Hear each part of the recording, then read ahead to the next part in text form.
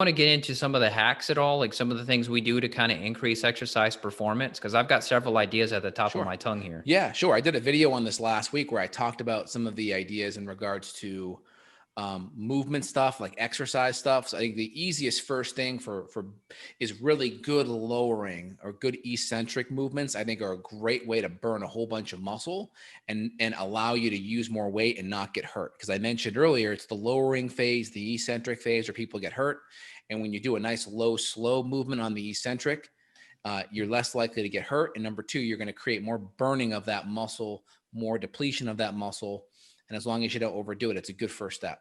I was into bodybuilding in high school, Yeah. so I was doing a lot of those pre-workout drinks, and they were just so bad for you. I mean, it was all just hundreds and hundreds of milligrams of caffeine, artificial colors.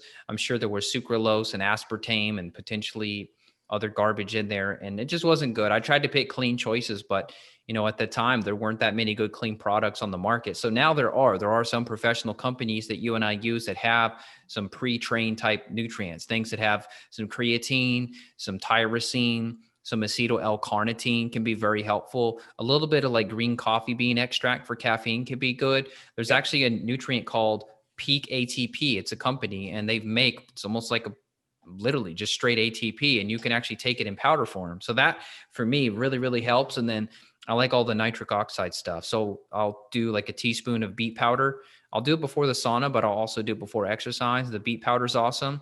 And then I like a lot of the adaptogens. So rhodiola makes me feel really good as an endurance support. We use it for athletes, as you mentioned, and holy basil's good. B vitamins, of course, that's always low hanging fruit. There's some really good forms of creatine that we use. Those can be helpful. And I think that's about it. Are there any other like pre-trained nutrients that you like or that you use? So you kind of hit a bunch of them. So off the bat, creatine and branched chain amino acids are wonderful. I think that's great. A little bit of caffeine can be very helpful to kind of mobilize free fatty acids. So whether you're doing like a cold brew coffee in your smoothie with the amino acids can be great. I do my Mito Synergy support because it's got some extra carnitine, extra ribose, a little extra creatine in there, some ALA, some B vitamins. Just those low hanging fruits are wonderful before workout. But I'd say creatine, branched chain amino acids, maybe a little bit of caffeine, especially if it's a morning or afternoon workout. Don't do that if it's a nighttime workout.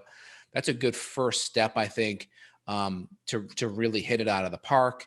And then we talked about movement patterns. I like really focusing on eccentric.